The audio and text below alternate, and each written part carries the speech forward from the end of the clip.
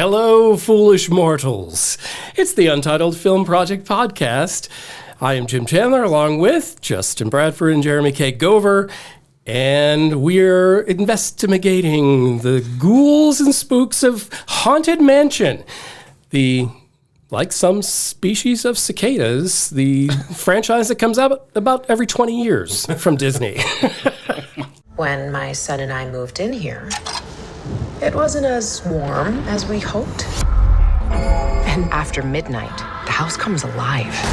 This place is haunted! We'll talk about the newest incarnation of this franchise, and we have the big question. This is a theme park that was turned into a movie. So let's flip it around. What movie would you like to see made into a theme park ride? All right, that's coming up on the big question. Think about your answers.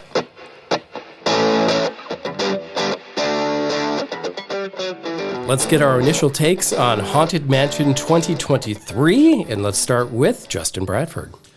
I did not have high expectations going into this movie because we've already had one. It was 20 years ago. It seemed like it kind of flew under the radar. It was announced, and then there wasn't much hype leading into it. And then finally, Disney started putting some hype around it just a few weeks ago, it seems, which led me to believe that this may not be the best product. I was pleasantly surprised overall that I enjoyed myself, and I think the reason why is because they took the effort to pay homage to the ride designed by Raleigh Crump and Yale Gracie to a T. And it's to the point, like so many other movies, as long as you rub the nostalgia the right way and you put a lot of Easter eggs in there, it doesn't have to be this huge, glamorous movie. It just needs to hit the right things for people to enjoy it. This is not going to blow you away. It's something that you could absolutely wait for streaming if you wanted to, but it is very much an enjoyable movie for people that are fans of the Disney theme park ride. And for me, that's okay. That's all I really wanted out of it. I just didn't want it to be god-awful. That's really, for me, what I did not want. I didn't want it to have bad CGI. I didn't want it to be overly cheesy. I just wanted to have fun with it. And it accomplished that. It gave me a little frights and scares. I think it was a good introduction to maybe a scary movie for younger audiences without being gory or horrifying or things like that. If you just want a little jump scare mixed with comedy to see how a kid may enjoy a scary movie, this could be a good introduction for like a 9-year-old that is just curious about those, but you don't know how they're going to react to certain scary things. Just like the ride, it's supposed to be mixed with funny and horrifying. That's what Walt Disney wanted. He didn't want straight up horrifying. He didn't want a straight up comedy. He wanted a mix, and that's what you get in the ride. It starts out scary, and then all of a sudden it's grim grinning ghosts come out to socialize, and then it's a party. That's what this movie felt like. I felt the casting was very much on point. I enjoyed the casting. They worked well together as an ensemble. I think this is one of those. This is an ensemble cast. We've talked about that before. No one really stood out as the main star of this movie. A lot of people got different screen time. It did well with the ride. It was enjoyable. That's what I needed. So it was a successful project for me. Can I build off that before Yes, you please. jump in, Jim? Just because Bradford brought up something that I thought about. This was, again, the theme park ride that was turned into a movie, and I thought the cast was pretty great for the most part.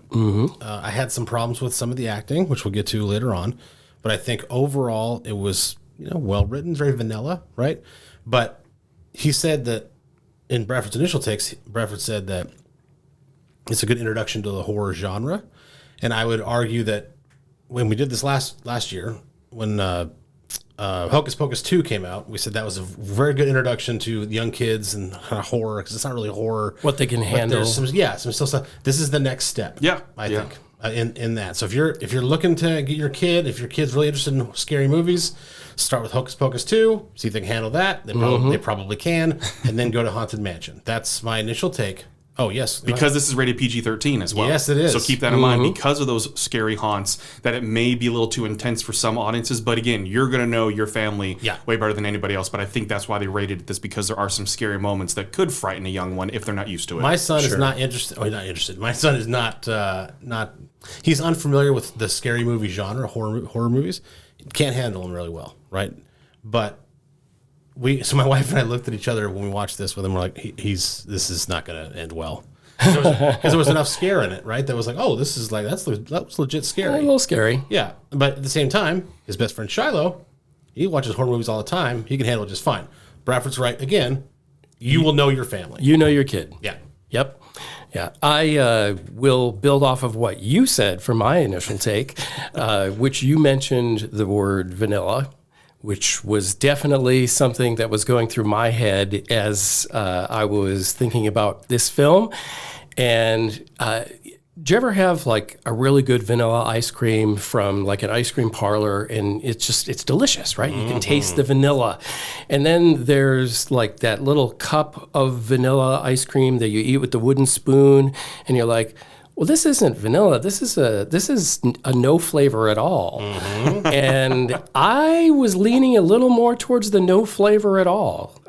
This movie was fine. I didn't have any major problems with it. I also didn't have any great things to say, yay, Haunted Mansion. And I think in terms of this movie, it is definitely going to cater to people that love the ride. Specifically, like the target is very much right there. Like, you have to be a Disney fan to appreciate what they've done extra. I felt it to be an homage to the ride, like, more than anything. Right, and that's why I totally agree with what you're saying, because to a general audience, that's not going to mean as much to them. If they've never ridden the ride, right, which is a lot of people. Right, which is a lot of people. I don't think they're necessarily going to appreciate as much of what the directors and the writers put in here. Agreed. So that's why I'm like, if you want to save it for stream, you can save it for stream, and it's fine. But it's not going to appeal to everyone to where they're pointing at the screen like I was going, oh, look at that in the background. That's really neat. Right. I appreciate that. But that doesn't make it a great movie. The ceiling or the hallway is getting longer and stretching out, just kind of like on the ride. And, you know, like, even though I've been on the ride, that to me, that didn't make me go, ooh, yay.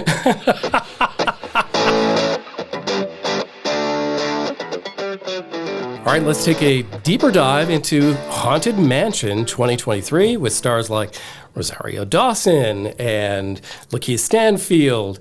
We have Owen Wilson. We have Danny DeVito. It's an all-star cast. What did you think of the casting and the job they did with it, those actors? This is my main takeaway from the movie. Okay? Lakeith Stanfield was underwhelming at best. He did fine. There's nothing wrong with his acting, but he had zero charisma and even less stage presence. There was nothing permeating from the screen at all anytime he was on the screen. Wow. Even when they brought up his wife? Nope. I'm gonna counter and say he was, to me, one of the more gravitating characters. Interesting. Because he actually had a background, he had depth, he had a reason. No, and he acted really well, especially that scene you talked about when he's talking about his wife, he's crying. That scene was really great. But as a whole, there was not... Okay. When you're a lead actor, right, and you're on the screen, yep. Nicole Kidman, whatever, Vince Vaughn, just whatever the range is, okay, Tom Cruise, you remember, even if the movie is very kind of like, just kind of here, kind of mid, right? 4.5, 5.5, 6 even, right? You may not remember any scene of the movie, the plot. You may be like, well, this is okay. But you remember that so-and-so was in it. You remember that, Tom Cruise is in that. Or Harrison Ford was in, he's in a lot of those, actually. Harrison Ford, like, the project was kind of meh, but he was really good, right? Nothing. Lakeith Stanfield, I will not remember he was even in this movie in like 6 months. It won't even be. I'll remember Tiffany Haddish was in it. I'll remember Danny DeVito was in it. I'll remember that Owen Wilson was in it. But at that point, though, it sounds like the movie's just not going to be memorable for you, period. No, it's not. But I'm saying that I won't remember. He's the lead character. He's the lead. Kind of. I feel no, like he is. They introduced him first. Yeah. The story basically revolves around him and the technology that he can use. His whole quest for there's no such thing as ghosts and afterlife and blah, blah, blah. The whole thing revolves around him. The whole thing. If you take Tiffany Haddish out, you could probably still make it work. If you take him out, you can't make it work.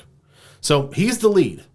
And there was nothing special about his performance. There was no extra value. Again, he was fine, but there was nothing I expect to be. I don't even know how to even explain it other than it was just underwhelming. There was no charisma at all. Was the character underwhelming or was his acting underwhelming? Are you saying the writing for his character was underwhelming or the way he portrayed the character? That's what I'm trying to figure out because I didn't have a problem. I thought the writing was fine. I thought his story arc was cool. That he's this tour guide now because he's that was really. But he used to be some rocket scientist who did this thing. Like that's all really neat. That's really because the writing must have been fine, but he just didn't have any screen presence at all to me. See, it's funny because the stickiness of characters To me, I was most engaged with this film when it's centered on him and his story and his relationship with Chase Dillon, the young boy, who's lost his dad, and their relationship and growing. I thought, to me, those were the most compelling parts of the personal stories, beyond the overwhelming story of there's a big haunted house full of ghosts. I agree with Jim, because I was compelled more to learn about him and his wife, because the flashbacks that they kept creating with him and his memories leading to what caused him to act like he is today.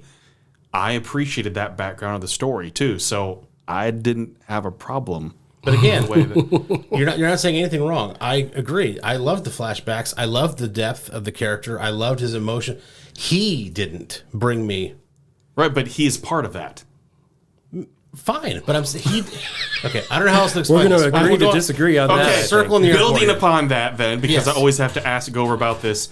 What were your thoughts on Chase Dillon? He was hit or miss for me. Meaning, if I go back and watch it, I can probably tell you which scenes he shot first.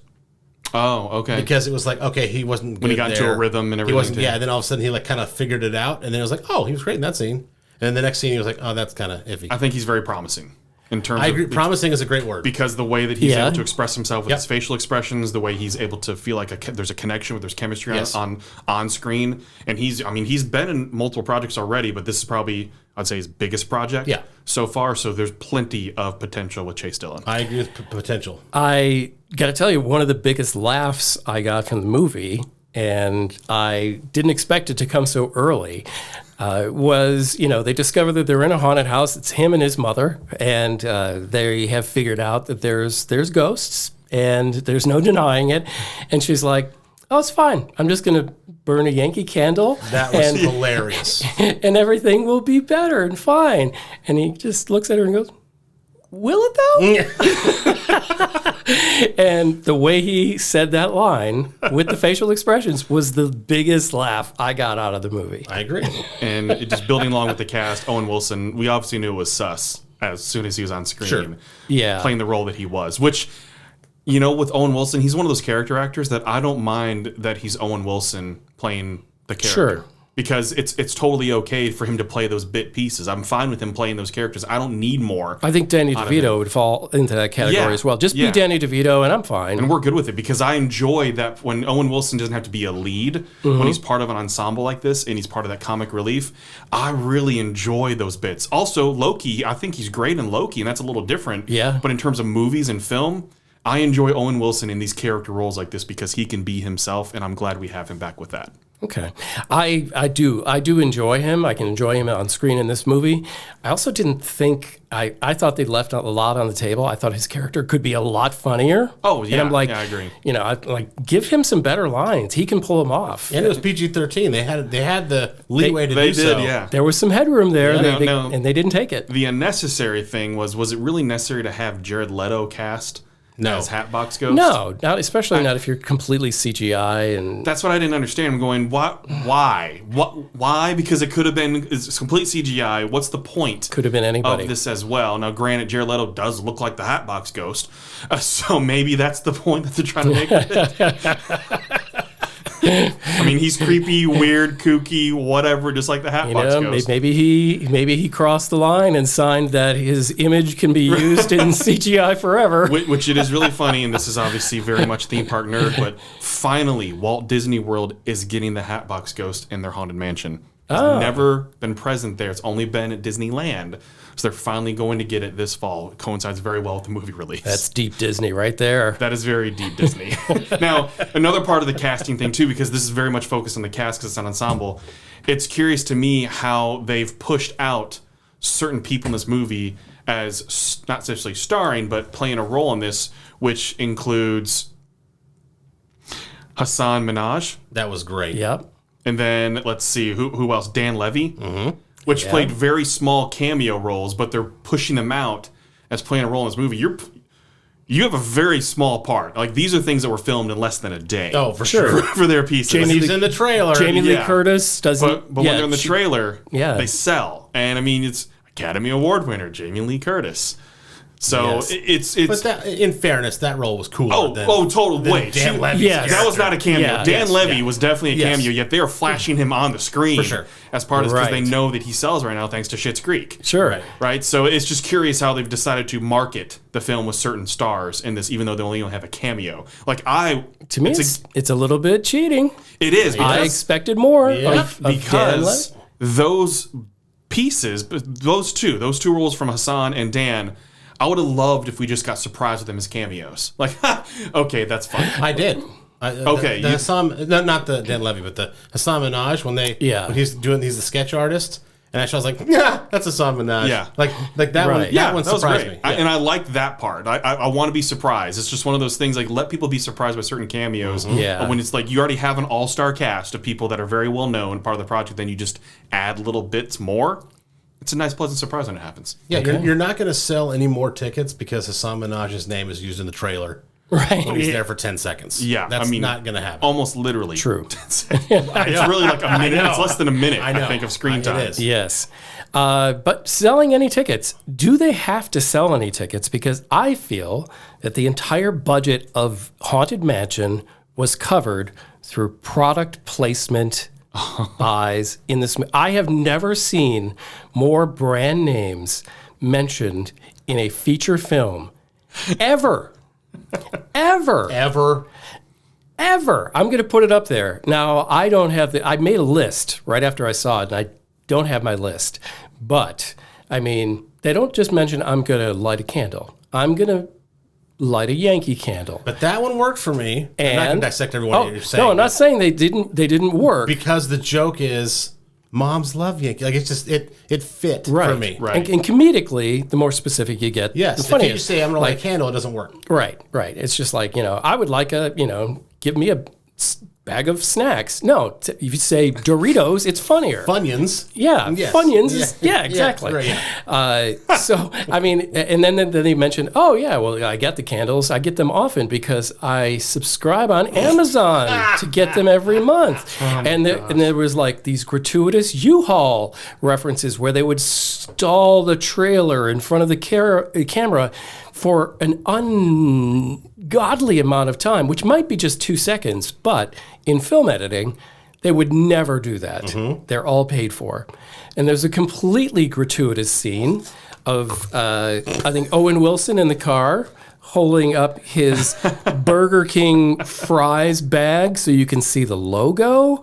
There was so many logo. I really would like somebody to give me a deep dive on all the products they saw mentioned in it. Because once I saw a couple of them, I'm going, wow, it's like every 3 minutes, there's a massive product placement. So I don't think they need to sell any tickets in order to make money. If 3 people bought tickets, they've already made their money back because they just sold so much.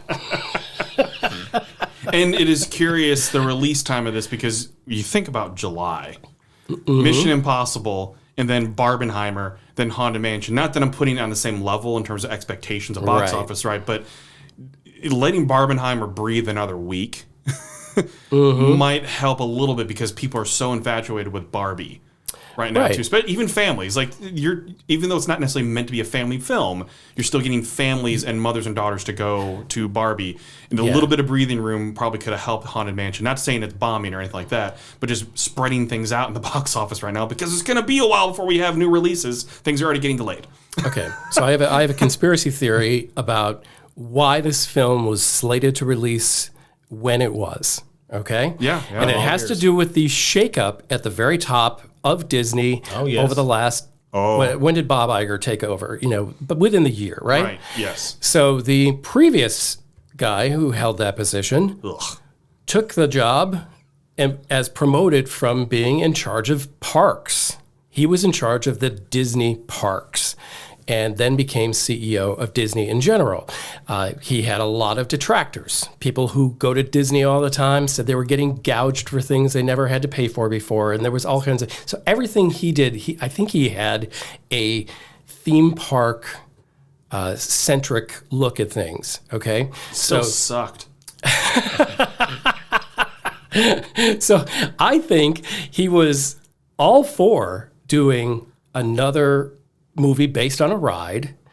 And they were also, and there's also been a lot of complaints about Disney from the creative side of the industry pushing people to streaming. Okay, so what do you do if your ultimate intent is to sell more Disney Plus subscriptions? Is you put it out in July so that it hits at Halloween on the streaming platform. That's a good conspiracy theory. So that's I'm just going to put my tinfoil hat on and just let you guys continue. But there it is. I'm throwing it out there. No, I can see that Bob Chapek sucks. Anyways.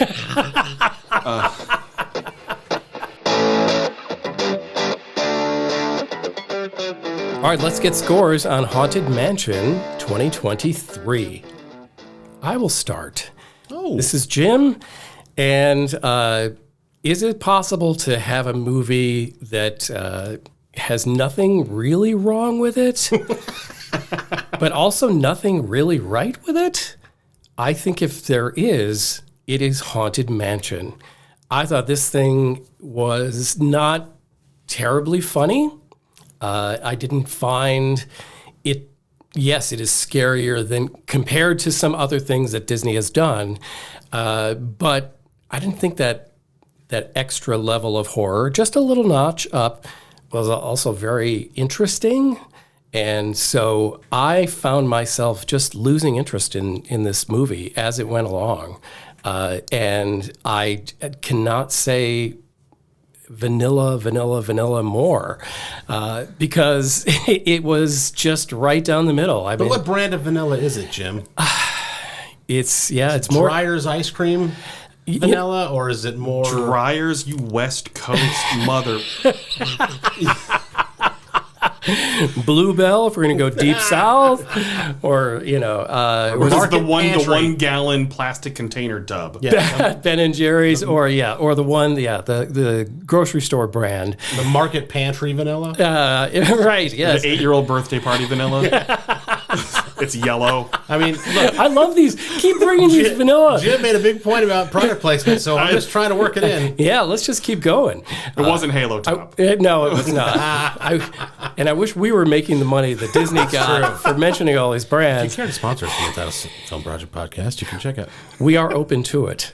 I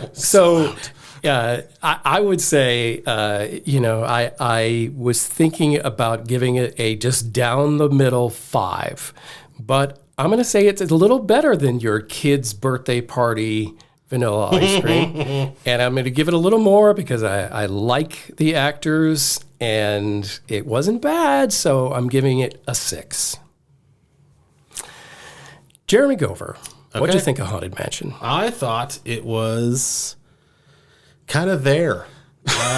Jim used all the vanilla analogies, so I'll just say Lakeith Stanfield, again, very underwhelming, no charisma, no on-screen presence at all for this. We get it. I liked him. Well, I'm just saying. No, that's fine. This is just my take. I left the theater thinking that, and so I had to bring it up. And then This is a safe place. it is. No, it's well, not. no, not really. I think this should, before Jim threw out his conspiracy theory, I thought this should have come out in October. What do we see in late September, October all the time? What do we see? Christmas. No. Horror movies. Yes, but what kind of, they're R. Yeah, they're Right, like it's hardcore. But there have also been a lot of horror movies released all year long this year. So, sure. So just this year for projects sure. have been I mean waiting, traditionally, right? yes, but I mean traditionally, Yes. it's usually Traditionally. like, hey, mid-September or late September to especially early October, it's like Smile and like The Exorcist's Daughter and like all this. I just made that up. Sure. And all this like crazy stuff, and it's all horror, like true horror. Yes. This would have been a great alternative in October for the families who want to see a scary movie in the Halloween mindset, but obviously you're not going to go see blood pouring off a ceiling and a creepy door being bent in half and like Impalings. Yeah. And, So it was that balance of, do we release during the summer when we know more audiences might be there, or go with the theming of Halloween? Right. There's that and counter question, programming the nastier stuff. Yes, that would have been you would have had a fair point. a Disney major release in a niche, which is rare for them. Usually it's like summer blockbuster or the end of the year, right? Yep. It would have been a Disney big release in a niche place in October where nothing else is going to compete with it. Of that demographic now. Obviously, there's a lot of scary movies that'll compete with it. But for families that want to go, the 9, 10, 11, maybe even 12 and 13-year-olds who can't handle Psycho 16 or whatever it's going to be, Sure. right? They can handle this. So I think that was a major misstep. Again, I thought it had some issue with the acting. The writing wasn't great, but it was fine. It was fun. But I've been to the parks. I've ridden both Disneyland and Disney World's Haunted Mansion. I really liked it for that reason. If I had not ridden those rides, I don't know if I would have cared. So therefore, yes. So therefore, I give it a 5.5. All right. Justin Bradford, the most Disney of all of the hosts of the show. What did you think of Haunted Mansion? Justin D as in Disney Bradford. Don't you do that to my name, It's not really D, just so you know. Mr. Knowledge. As the resident Disney stan, even I wasn't necessarily really looking forward to it. I was excited to see it, just to see what they did with the product. Mm-hmm. But it wasn't one of those where I was very excited. There's so many other films this summer that I was very hyped to see. This one, like Over said, if it had been released early October, this is great, get you in the mood for Halloween, perfect for families with some older children as well too, would have been great. But I was pleasantly surprised that it didn't suck. Like that's the base that I'm putting it at right now. And unfortunately, that's a real expectation these days coming out of Disney. Especially with rides, movies based on rides, because there's very few that fully pull it off, and especially establishing a franchise. We look at Pirates of the Caribbean. The first one's obviously the best one. It's a classic. It's a classic. It is fantastic. It's wonderful. The music, the acting, adventure, everything like that. The story. Talking with my friend Cameron, he even mentioned that as well. Pirates established what that was supposed to be. You have a previous Eddie Murphy Haunted Mansion one. There's Jungle Cruise, I thought was fine with The Rock and Emily Blunt. It's not blow you away, but it's something I can watch. If it's on TV, I'll just pop it on. But I'm not going to go out of my way to keep watching. It's not a masterpiece. So looking at ride-themed movies is difficult sometimes. So all I wanted out of this was stroke the nostalgia, pay homage to the rides themselves, and put bits and pieces in there, and give me something that at least makes me feel like I enjoyed my hour and a half in the theaters. It did accomplish that. Didn't blow me away. I pointed at things. I loved a lot of the Easter eggs. I felt like they paid good attention to details from the rides, like the Hitchhiking Ghost, the 13-hour clock, the stretching room, the stretching portraits, the wallpaper, those little things, which I appreciate because it means that, hey, they actually understand that Disney people are going to watch this movie and that's what they want and what they're looking for. They tick those boxes off, and that's fine. Right. But it still doesn't blow me away, and I don't know if it ever could. I don't know if there's much more that could have been done with a movie like this, because you can't expand a universe as much in the lore like you could with Pirates. You have a base thing of Pirates in the Caribbean. The ride itself didn't establish as much of what the lore should be around this movie. Right. Same thing with Jungle Cruise. It's just a water ride that takes you around the rivers of the world in just a few minutes. That's really it. Haunted Mansion, of all the rides, when you think about it, you're going through there's actually a theme, there's lore that's within this ride. And so to translate that to film, there's only so much they can do to accomplish that, and then you're just skewing from the base. Right. Which is okay, but that's not what people really want and expect. So they ticked all the boxes off that they needed to. I enjoyed myself. Again, it's something that is totally fine to wait for streaming unless you just want to go and enjoy it in a big theater with other people as well too. So for that, I'm giving it a 6.5. All right. Haunted Mansion. Why?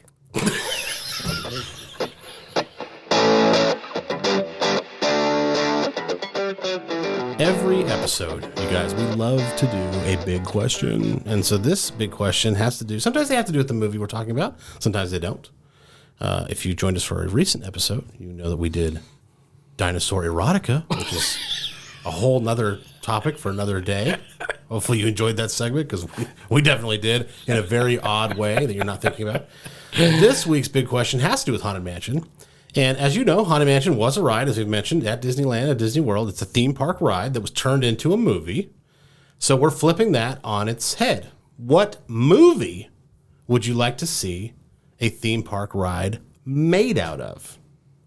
So we're going to start with Jim, unless you need me to stall for you. I think I've come up with it. Okay, great. We're going to start with Jim. It's not a fully fleshed out, I haven't thought exactly like what's going to happen on the ride, but I was trying to think of like playing on the word ride, which movie maybe in the last couple of years, took me for a ride. Okay. And I think it has to be Everything Everywhere All at Once. Oh. Interesting. Did not expect that. I did not expect that either. Okay, so that is a movie where obviously you have there's some very boring set pieces there. One place is the laundromat, and the other place is IRS office building and things like that. But then flipping into another world where you have incredible ninja skills and you can fight and you have the knowledge, or just some other thing where all of a sudden, flip, you're a master in something, has a lot of possibilities for fun and a ride and taking you for unexpected turns. Remember those books they came out with where you could kind of choose as you went along? A Choose Your Own Adventure book? Yeah, exactly. That, you could do that, where maybe riding the ride isn't the same twice. So I'm just going to go with, the Everywhere, Everything All at Once. Okay.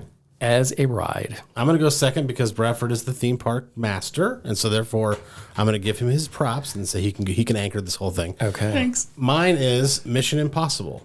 Because I think there are several things that you could do, right? Let's say you go and order the films, leaving out 2 because it sucked. So the first one... You can actually get hooked up to a harness, and you actually fall down to you're just short of the floor, right? You have to hang around. You can't touch the floor. Whatever. If you do, points off. Whatever it is, right?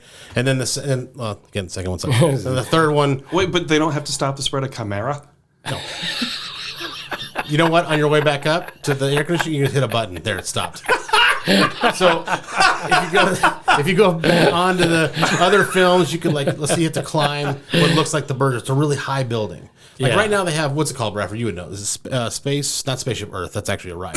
But the restaurant in Space 220. Yeah, Space 220, where you feel like you're going up an elevator. Oh yeah, and you can see the Earth get smaller and smaller and smaller in this tube. You could do something like that with the ground, and you're hanging on the Burj Khalifa, and you're trying to climb and do something. You have to accomplish a task. Gets a little windier up there. Yep. And then you can do that, and then there's you can hang off the side of a plane. There's all kinds of things you could do in a contained ride setting. So I'm going to say Mission Impossible. Oh, I would ride that ride. That's a good one.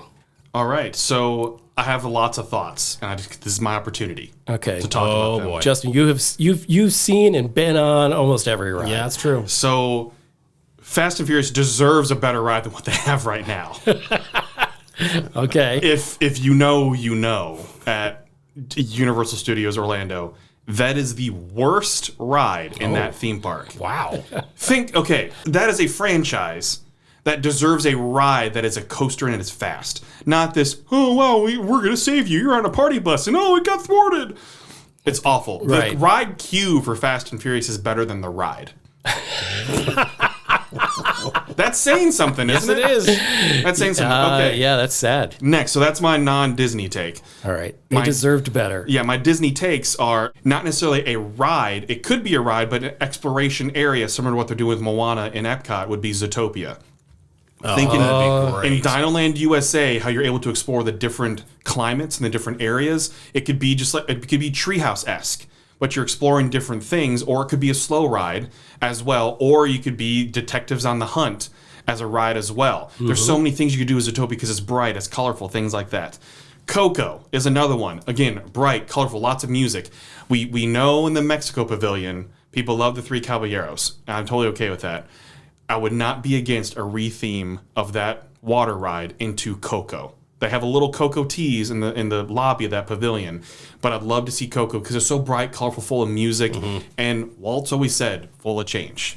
Disney should never be the same. Finally, a re-theme for me is Rock and Roller Coaster, which is currently Aerosmith, which you think anybody that is younger than 20 probably is like, who? Yeah. When it comes to that, and you even watch the video before Rock and Roller Coaster, and it's like they're recording in a studio. I mean, they're close to dead age. Dude, if Mick Jagger could turn 80 with the Rolling Stones and still tour. I know. Aerosmith's got a few decades left. But what I'd love to see, and I'm okay with it. This is not a hate on Aerosmith. It's just an okay re-theme for this would be to Powerline from a Goofy movie. And you have Eye to Eye playing. That movie has had a second and third wind on social media because of millennials. Yeah. growing up watching that movie, and people love the eye-to-eye dance. Just it's a viral thing. It's a cult classic now. Is a Goofy movie. I'd be totally fine with the retheme on that one as well. So mine are a lot of rethemes of things I'd just like to see as changes into rides. And then the last one, which this one was already teased before, never happened, in the Great Britain Pavilion in England in Epcot, I'd love to see Mary Poppins. Sure. And originally, it was supposed to be a slow ride where you're actually riding the horses from the carousel through Mary Poppins. I'd love to see that there, because I think if you're going, I know that people hate IP rides. It's just, that's what it's becoming now. But I think each pavilion, if possible, deserves an experience of some sort. And Great Britain, or England, it'd be great to have Mary Poppins, because it is just a classic Disney movie that continues to survive through generations. It'd be cool to have an experience with that. We've seen the drawings. We've seen all the different things for what that ride was supposed to be. I'd still love to see it happen, because they do have the space for it. Pull it off. Come on. Only if at the end we hear, "I'm Mary Poppins, y'all." Only if we hear that. So, what movie would you like to see made into a theme park ride? Let us know. Tell us the ones. I can't believe you guys missed that one, because you have excellent answers, and we do not. You should probably be doing this podcast instead of us. So let us know. You can follow us. Everything we do appears at UntitledFilmProjectPod.com. Thank you for listening to the Untitled Film Project Podcast. To support the show, please rate, review, follow, and subscribe. Original music by Jeremy Schwartz. Special thanks to the Music City Film Critics Association. Editing and post-production by Jeremy K. Gover. Voiceover by Chad Bennett.